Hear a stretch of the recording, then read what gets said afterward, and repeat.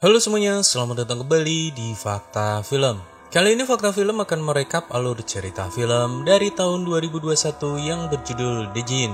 Film ini menceritakan tentang seorang anak tunawicara bernama Dylan yang tanpa sengaja melakukan ritual setan agar bisa berbicara. Namun, bukannya keinginannya terwujud, Dylan malah mengundang roh jahat yang berusaha untuk membunuh dirinya. Bagaimanakah nasib Dylan selanjutnya? Mari kita ulas alur cerita dari film ini. Kami ingatkan kembali kepada kalian semua, apa yang akan kami sampaikan ini adalah sebuah spoiler film. Buat kalian yang tidak masalah dengan spoiler, seperti biasa pakai handsetnya, kunci rapat pintu kamarnya, dan mari kita mulai ceritanya.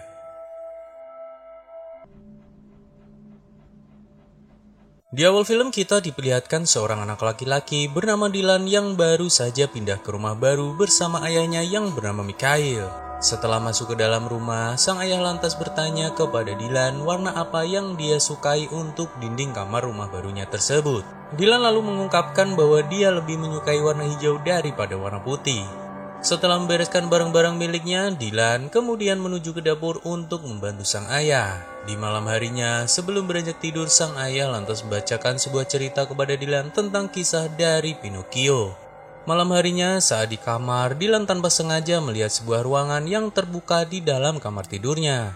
Setelah masuk ke ruangan tersebut, Dylan lantas menemukan sebuah foto lelaki tua yang merupakan pemilik rumah itu sebelumnya. Di sana Dylan juga menemukan sebuah buku misterius yang ditutupi oleh sebuah kain. Karena merasa penasaran, Dylan lantas membuka kain penutup buku yang terdapat tulisan Book of Shadow. Buku ini adalah sebuah buku ritual yang bisa mengabulkan segala keinginan namun memiliki sebuah konsekuensi berat, bahkan nyawa menjadi taruhannya. Bersamaan dengan itu, ayahnya kemudian datang mencari Dylan dan bertanya apakah semua baik-baik saja. Dylan kemudian menjawab bahwa dia baik-baik saja dan mereka berdua kemudian beranjak menuju ke ruang makan untuk makan malam. Ketika di meja makan, Dylan terlihat tidak begitu berselera menyantap makanan yang telah dipersiapkan oleh sang ayah. Ayahnya kemudian bertanya apa yang sedang dia pikirkan sehingga tidak nafsu makan. Dylan kemudian bertanya kepada ayahnya apakah ibu masih hidup bila dirinya tidak berbeda. Sang ayah kemudian menjawab, jika kita memikirkan hal yang sudah hilang, maka kita akan melupakan apa yang kita miliki. Dan kamu sempurna untukku apa adanya. Dylan juga bertanya tentang pemilik rumah sebelumnya yang tewas di dalam rumah itu juga. Sang ayah lantas mengiyakan perkataan Dylan dan juga menjelaskan bahwa pemilik rumah sebelumnya sudah cukup tua sehingga harus meninggal. Beberapa saat kemudian sang ayah lantas berpamitan kepada Dylan untuk berangkat bekerja. Ayah Dylan yang bernama Mikhail adalah seorang penyiar radio. Malam ini dia mendapatkan jatah siaran pada malam hari dan harus meninggalkan Dylan sendirian di rumah. Sebelum beranjak pergi, ayahnya berkata kepada Dylan agar dirinya mendengarkan siaran pada pukul 21.30 malam. Setelah sang ayah pergi, Dylan lantas mengambil buku ritual tadi dan membacanya kembali.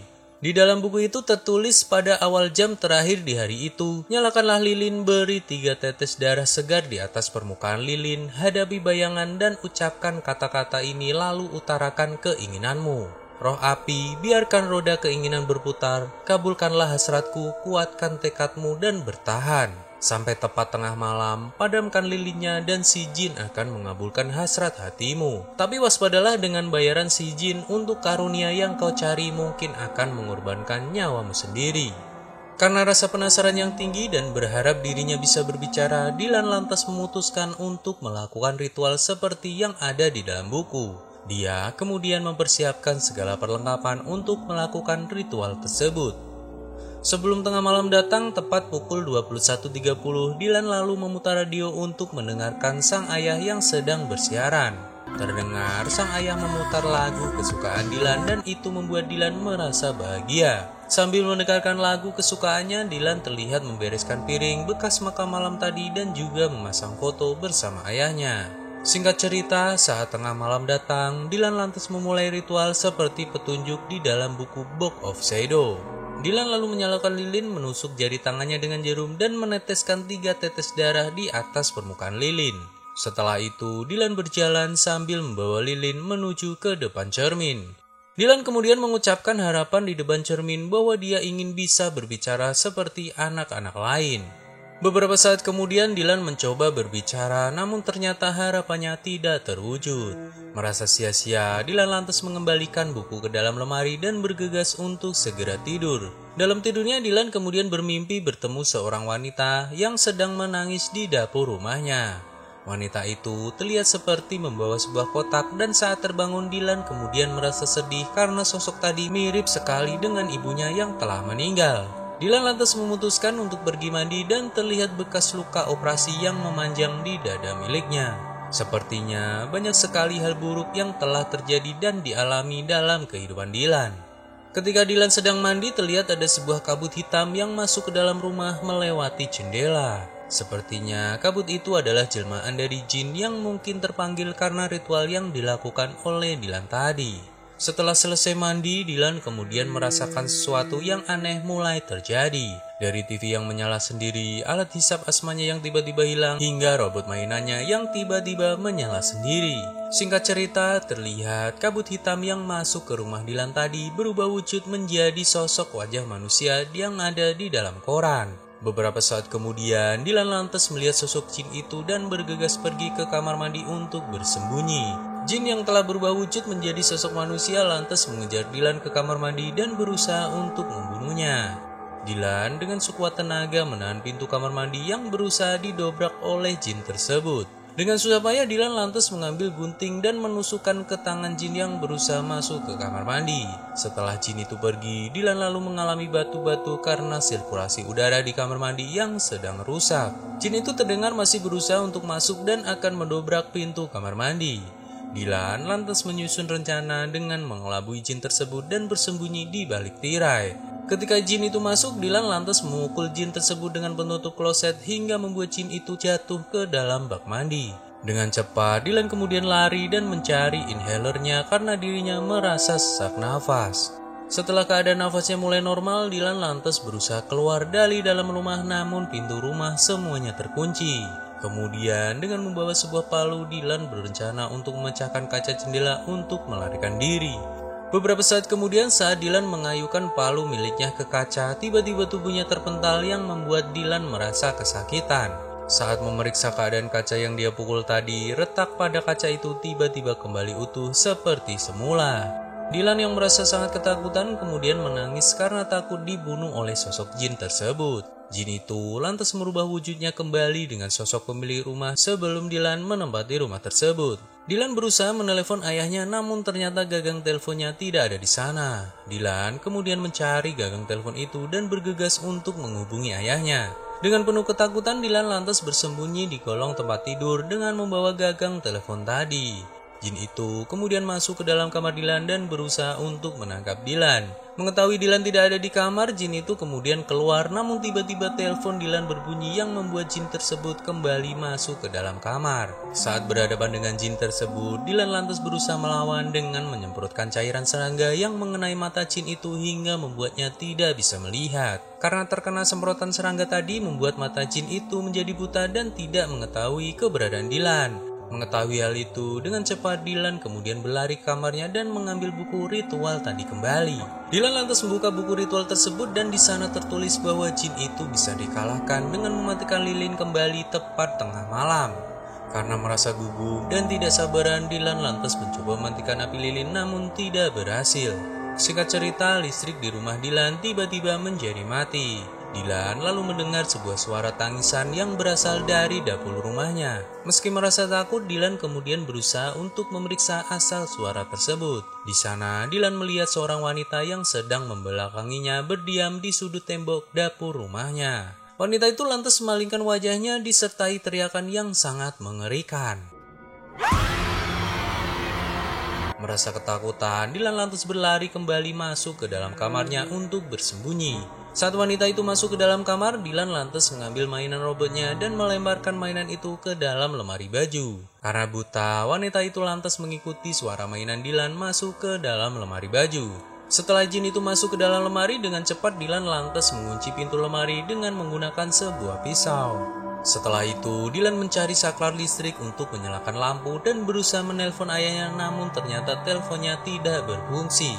Beberapa saat kemudian, sosok jin wanita itu muncul kembali dan menarik tangan Dylan hingga membuatnya terluka. Setelah berhasil lolos, Dylan yang kelelahan kemudian merasa ngantuk dan tertidur di dalam kamar mandi. Dalam tidurnya, Dylan lantas bermimpi kembali melihat sosok wanita tadi menangis di dapur rumahnya. Sosok wanita itu ternyata adalah ibu Dylan yang telah meninggal karena bunuh diri menggunakan pistol.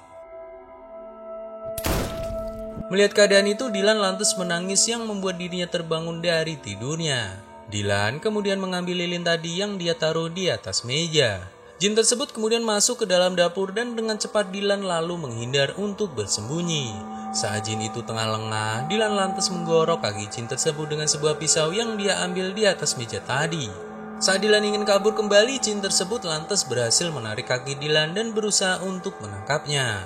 Saat jin itu mencekik lehernya, Dylan dengan susah payah berhasil mengambil pisau yang kemudian dia tusukkan hingga membuat jin itu berteriak kesakitan. Setelah berhasil selamat, Dylan lantas berlari ke kamarnya dan melihat situasi dari balik pintu.